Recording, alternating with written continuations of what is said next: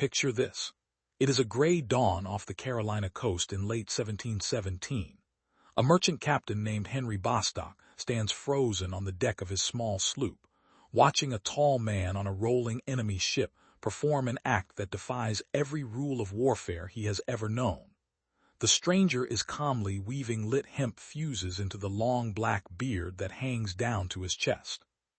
The slow matches hiss and smoke, curling up around his eyes and ears until his entire face is wreathed in a sulphurous yellow cloud.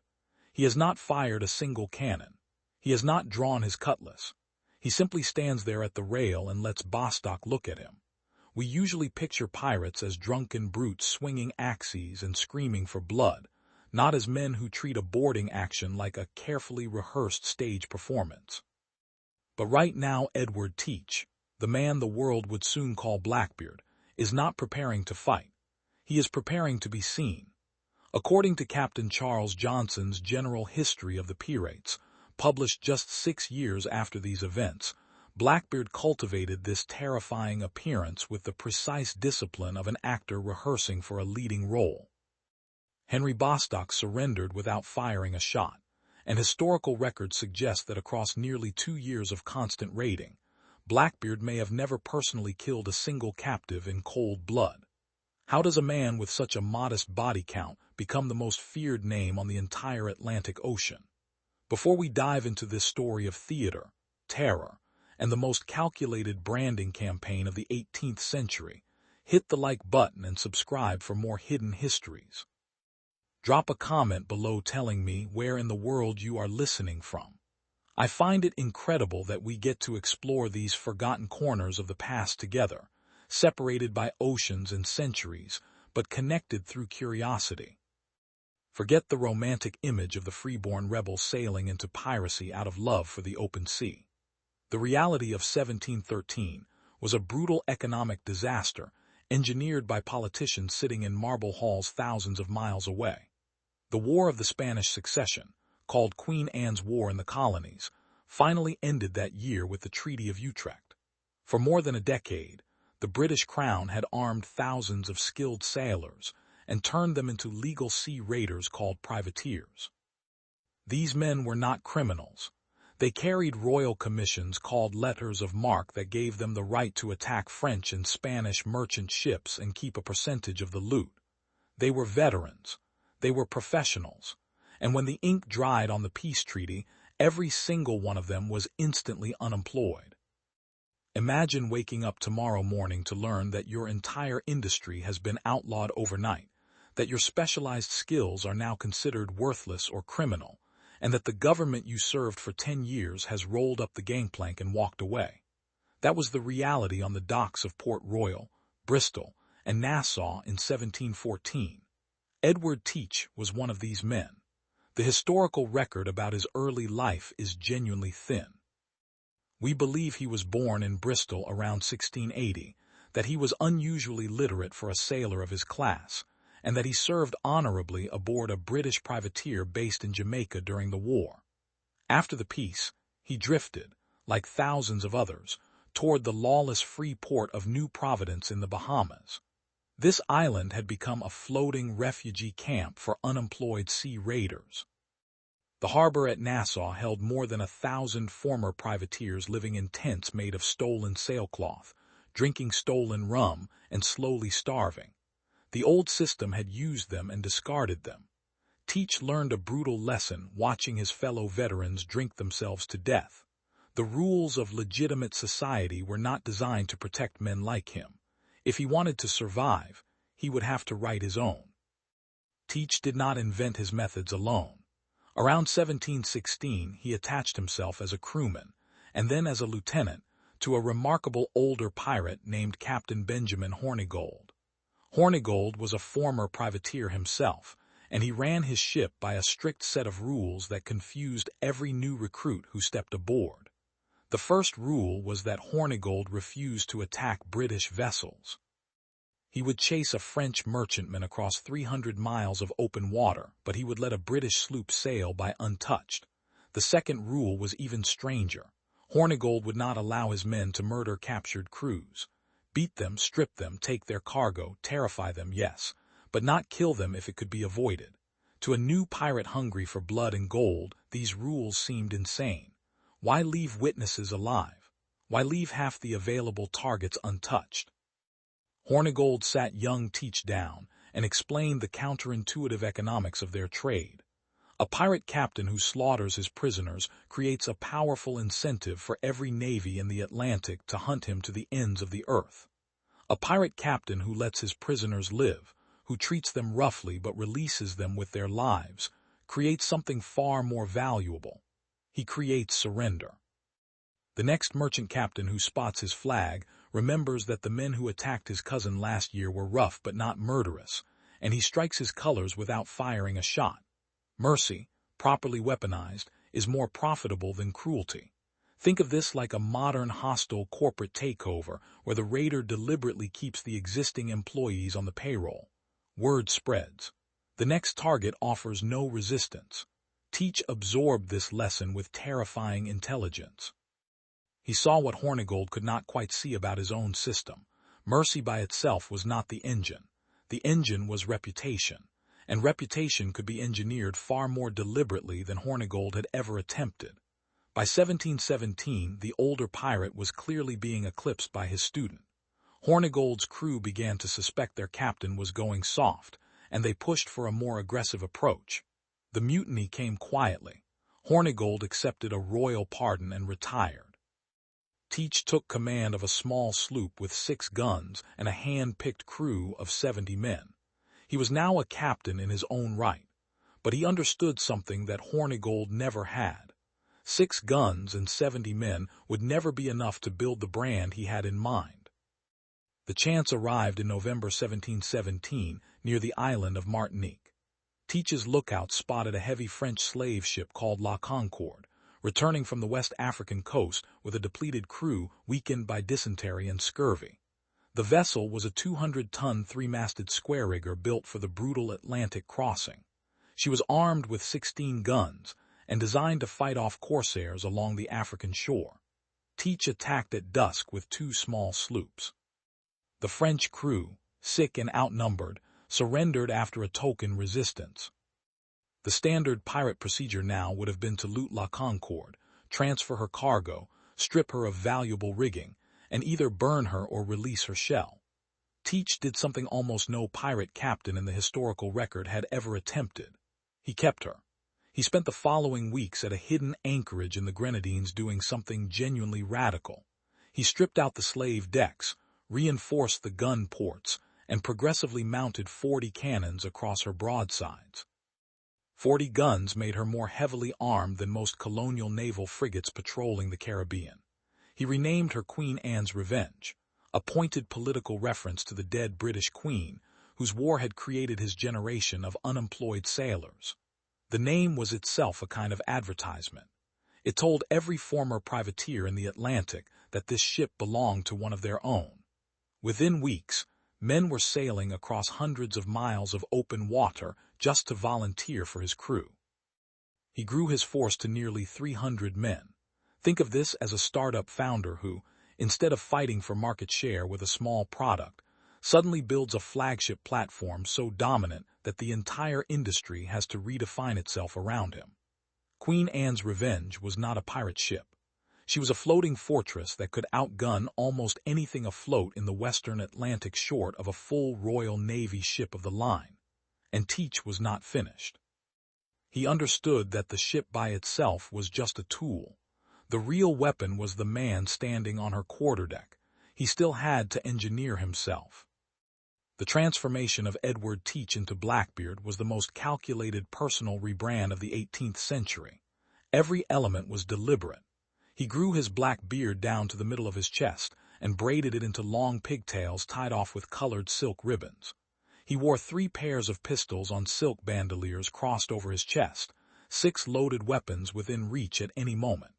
He carried multiple cutlasses, a long dirk, and a heavy cavalry sword. Under the brim of his wide black hat, he tucked lengths of slow-burning hemp match cord, the same fuses used to ignite cannons.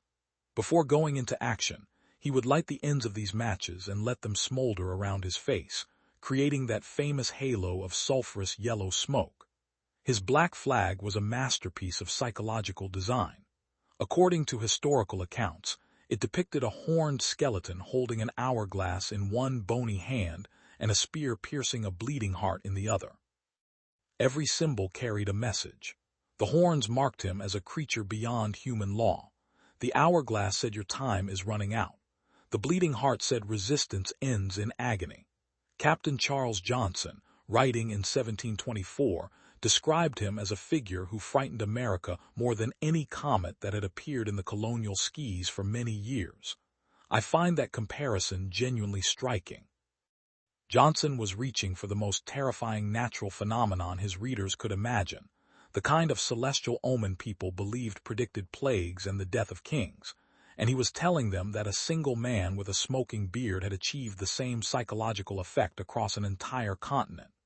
The signature move flowed directly from this engineered appearance. Teach never charged a target. He approached slowly, deliberately, giving the enemy crew several minutes to study him through their telescopes. He wanted them to see the smoke. He wanted them to count the pistols. He wanted the captain's nerve to crack before the first grappling hook flew. Historical records of his captures show an astonishing pattern. The overwhelming majority of his prizes surrendered before any meaningful exchange of cannon fire. He won fights by being seen, not by fighting. I think this is the single most underrated insight in the history of asymmetric warfare. He had discovered that perception, properly weaponized, was deadlier than any broadside. The popular image of pirates is a band of drunken outlaws drifting wherever the wind blows them. The historical reality of Blackbeard's operation was almost the opposite. He ran a sophisticated continental intelligence network that would not look out of place inside a modern criminal enterprise. The first node of this network was the lawless port of Nassau itself, a town where every tavern keeper, every harbor pilot, and every prostitute earned extra income passing information to pirate captains. When a merchant ship departed Bristol or Boston bound for the West Indies, its manifest, its cargo, its number of guns, and the experience level of its captain were often known in Nassau before the ship had cleared the English Channel. Teach paid generously for accurate information and brutally punished informants who lied to him. The second node was a network of corrupt colonial officials along the eastern seaboard. Port collectors in the smaller harbors of North Carolina, Virginia, and Pennsylvania quietly accepted bribes to look the other way when suspicious ships unloaded suspicious cargo. The third node was perhaps the most overlooked. Roughly 60 of the 300 men aboard Queen Anne's Revenge were of African descent, including a man named Caesar who would become Blackbeard's most trusted lieutenant. Some had been freed from captured slave ships. Others had escaped plantations and chosen piracy as the only available alternative to bondage. These men could move through colonial harbors, taverns, and markets in ways their white crewmates could not, listening to conversations that white sailors would never have access to. Think of this as a 1717 version of distributed open-source intelligence. The Black Flag was the marketing campaign that filled the headlines. The information network was the actual product that filled the holds. Teach almost never attacked at random. He knew which ship was carrying what, where she was going, how many guns she mounted, and how green her captain was. The Persian-Mongol parallel here is exact. Just as Genghis Khan weaponized the marginalized merchant class to map his enemies, Teach weaponized the marginalized tavern class and the marginalized African class to map his prey. Both men understood that information gathered from people the system ignores is information the system cannot defend against. The fearsome appearance got all the attention. The invisible web did all the work. By the spring of 1718, Teach had built a small flotilla of 4 ships and around 400 men, with Queen Anne's Revenge as his flagship. Most pirate captains in his position would have spent the year picking off isolated merchant vessels along the trade routes. Teach did something almost no pirate had ever attempted. He attacked an entire city. In May 1718, Queen Anne's Revenge and her consorts sailed directly into the mouth of Charleston Harbor, the wealthy capital of the South Carolina colony, and dropped anchor across the main shipping channel. He blockaded one of the most important ports in colonial America for nearly 6 days. He captured every ship that tried to enter or leave the harbor. He seized somewhere between 8 and 9 vessels, including a pilot boat carrying a prominent local councilman named Samuel Wragg, along with his 4-year-old son. The city council met in panic. They expected a ransom demand of tens of thousands of pounds in gold. The demand that arrived was almost surreal. Blackbeard wanted a single chest of medicine, estimated value between 300 and 400 pounds. Why medicine? Historians debate the answer. Some suggest his crew was ravaged by syphilis. Others suggest he simply needed mercury-based treatments common to that era. But the strategic genius of the request goes beyond its contents. By demanding something so modest, so almost embarrassing, he revealed something terrifying to the watching colonies. He could have asked for anything. He chose this. The implicit message was that wealth was not what motivated him. Power was. The Charleston City Council surrendered the medicine within hours. Teach released the hostages, stripped them of their fine clothes for added humiliation, and sailed away. The news traveled up the eastern seaboard within weeks. An entire colonial capital, defended on paper by militia and harbor guns, had been brought to its knees by a single pirate captain demanding a doctor's chest. Newspapers from the Boston News-Letter to the Pennsylvania Gazette carried the story. Insurance rates on every merchant route along the Atlantic seaboard spiked overnight. Captains began refusing to sail without armed escorts. The reputational dividend was staggering. Charleston had not made Blackbeard rich. Charleston had made him immortal. I sometimes try to imagine the conversations in those colonial council chambers afterward. Governors and merchants trying to explain to London how a single bearded man with a smoking face had effectively held an entire province hostage. The official letters from this period read like men trying not to admit they were beaten by a stage performance. What Blackbeard did next is the single most baffling decision of his career, and I think it is the one that proves he was a strategist rather than a madman. Just 1 month after the Charleston triumph, in June 1718, he deliberately destroyed his own masterpiece. Queen Anne's Revenge approached the shallow waters of Beaufort Inlet, North Carolina, supposedly for routine maintenance. While crossing a sandbar, she struck bottom and grounded hard. A second ship, attempting to pull her free with cables, somehow also grounded. The official version says it was an accident. Historians and archaeologists who have studied the wreck site since its 1996 discovery have noted that the geography of the inlet, the weather conditions, and the experience of Blackbeard's pilots make a simple accident almost impossible to believe. The grounding was almost certainly deliberate. Look at what happened next. Teach took the treasure, took roughly 40 of his most trusted men, including Caesar and Israel Hands, and abandoned the rest of the crew. Some he marooned on a small, deserted sandbar. Others he simply left to fend for themselves on the mainland. He scattered his organization overnight. Then he sailed quietly into Bath, North Carolina, the modest provincial capital, and presented himself to Governor Charles Eden as a repentant pirate seeking the royal pardon that King George had offered to all pirates who turned themselves in. Eden granted the pardon immediately, with suspicious eagerness. The conventional reading of these events misses what Teach was actually doing. Queen Anne's Revenge had become a problem rather than an asset. She was too famous. Her silhouette could be identified from miles away.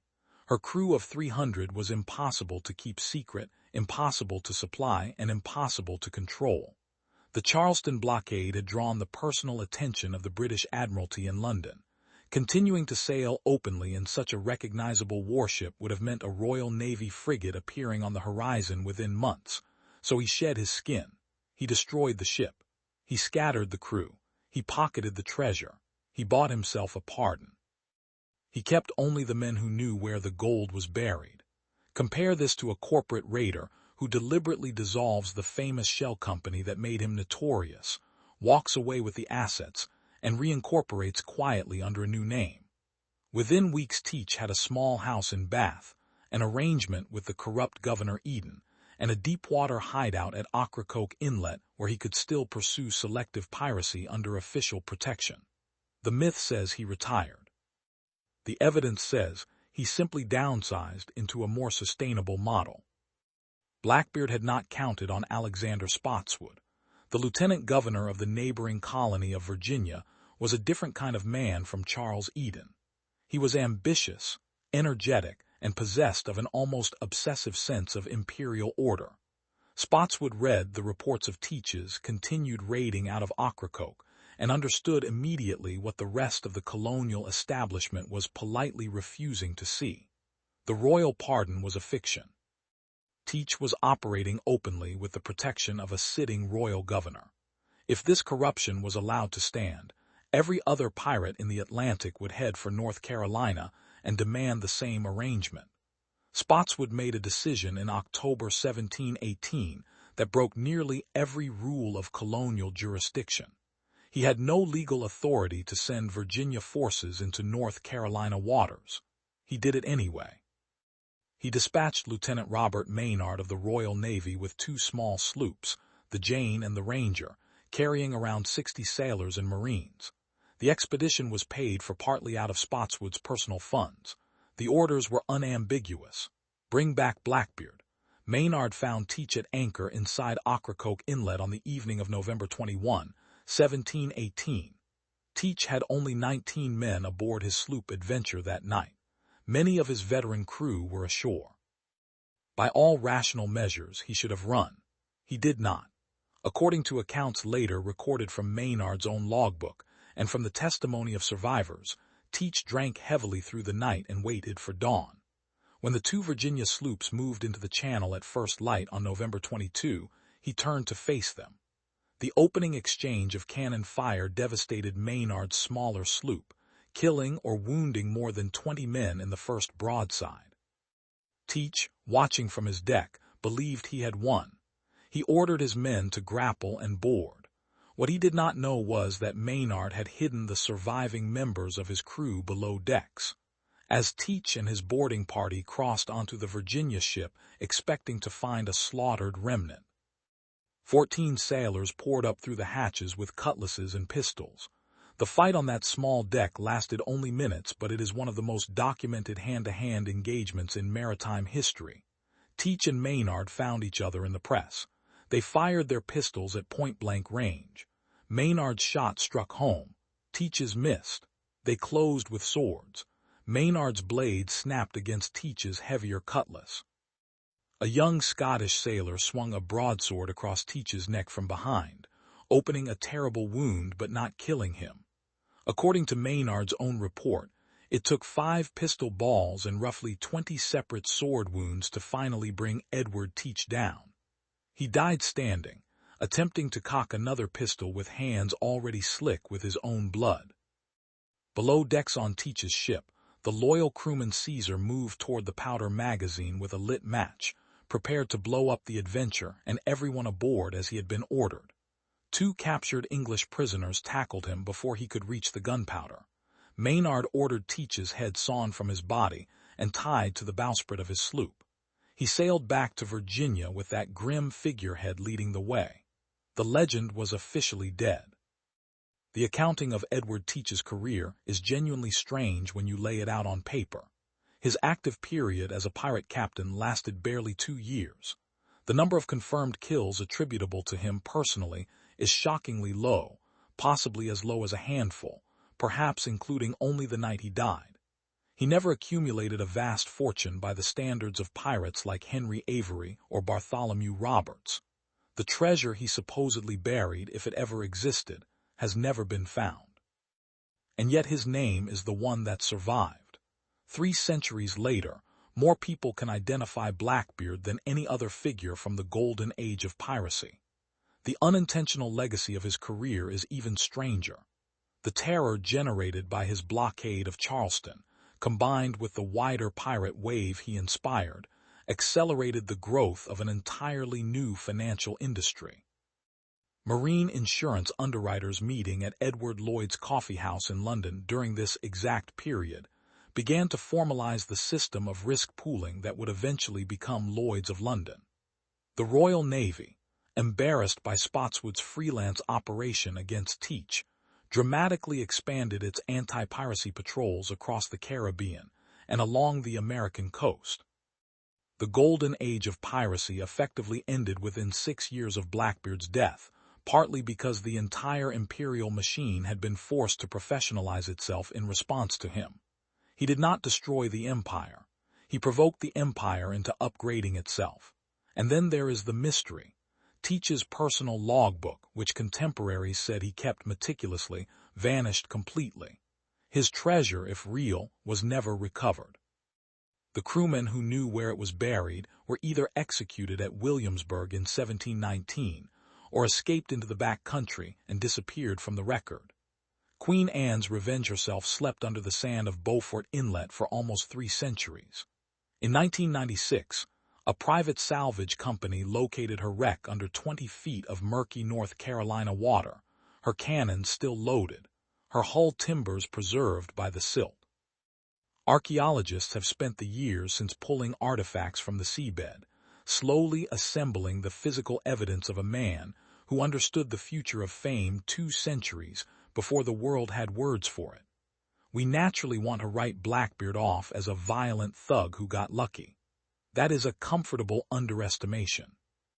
The man who lit fuses in his beard and demanded medicine from a colonial capital had grasped a truth that the modern world has only fully understood with the rise of mass media. An image, designed with care and broadcast with discipline, is a weapon more efficient than any cannon. He killed almost no one. He defeated almost everyone. He was hunted down not because of the bodies he left behind, but because the empire could not tolerate the existence of a man who had proven that fear is a currency you can print at will.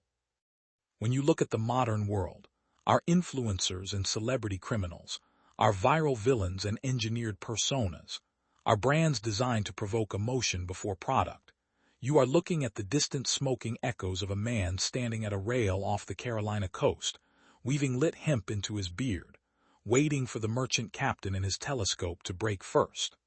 The most feared pirate in history is buried somewhere off the coast of Virginia without his head. His ship sleeps in the mud of a Carolina inlet. His treasure has dissolved into legend, but the smoke from that beard is still drifting through every screen we look at. Thank you for joining me on this deep dive into the calculated terror of Blackbeard and Queen Anne's Revenge. If you found this breakdown of theatrical warfare and weaponized reputation fascinating, please hit the like button and subscribe for more hidden histories. I want to hear your thoughts. Was Edward Teach a monster, or the first man to truly understand the power of an engineered image? What historical figure or forgotten empire should we put under the microscope next? Let me know down in the comments, and I will see you in the next video.